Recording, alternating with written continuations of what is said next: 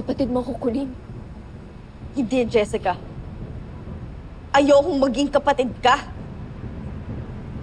At ako, sa tingin mo, gusto kitang maging kapatid? Ayaw na kitang makasama dahil plastic ka! Plastic tawag mo dito? Eh, harap-harapan ko ang sinasabi sa'yo na ayoko sa'yo dahil mga agaw ka. Inagaw mo na nga sa akin si tatay eh. Tapos tinarget mo si nanay. Ngayon, pati yung Kuya Jeffrey at Ate Andrea kung gusto mo ring agawin. Hindi ko sila inaagaw. Gusto ko lang din na maging close kami tulad nung dating tayo.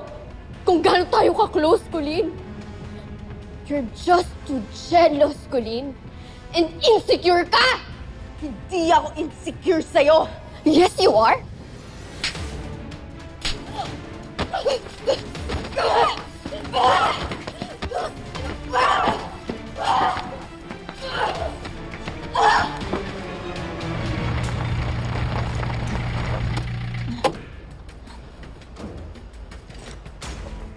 Jessica, saan ka humanda ka? Tinraidor mo ko. Alam mo, Jessica, sana hindi na lang kita nakilala. Sana hindi na lang ako pumayag na magkita kayo ni Daddy! O, hindi lumabas din yung totoo. Gusto mo siyang masolo. At gusto mo rin siyang ilayo sa akin. Sana mawala ka na! Para maging masaya na kami ng pamilya ko. Mawala? Colleen, gusto mo akong mawala? Para lang masolo mo si Daddy? Hindi yun yung sinabi ko. No! Yun yung ibig sabihin mo. Gusto mo akong mamatay, Colleen. Gusto mo akong mawala para wala ka ng kahati. That's the cruelest thing anyone has ever said to me, Colleen. At ikaw? Ikaw pa talaga yung magsasabi. Hindi ko in-expect na sarili kong ate ang magsasabi sa akin na dapat na mamatay na lang ako.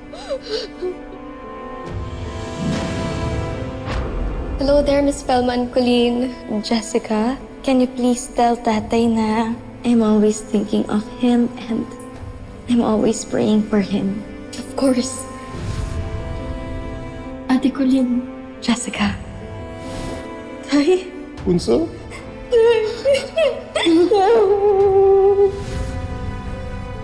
Jessica. Ate Didang, tulungan niyo po ako na ipasok sila sa likod. Jessica, ito pala yung mga damit ko. Ano naman sa'yo? Thank you, ate. Please, sayo mo ngayon si Dad.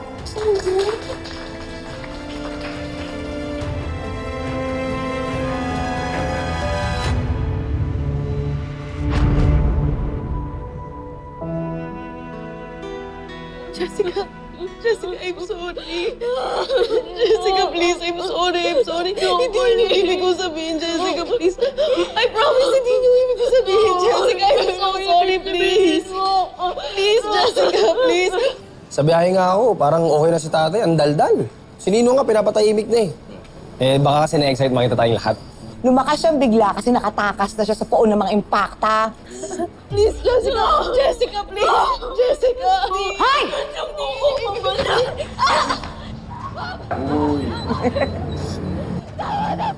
Si Hazel yun ah. Si Jessica? Di ba parang boses ni Colleen?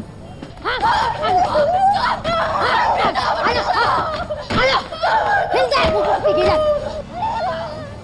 Si Colleen nga. Si Bunso. Bunso! Colleen! Oo nga eh. Sige na muna. Ano kaya nangyayari?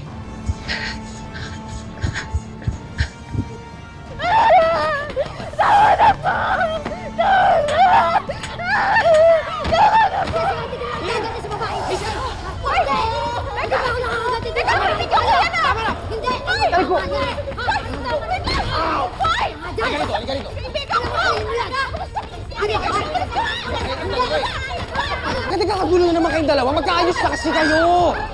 Ano ba? Jessica! Ikaw ang ilam! Kuya Jeffrey! Kuya Jeffrey, tama na!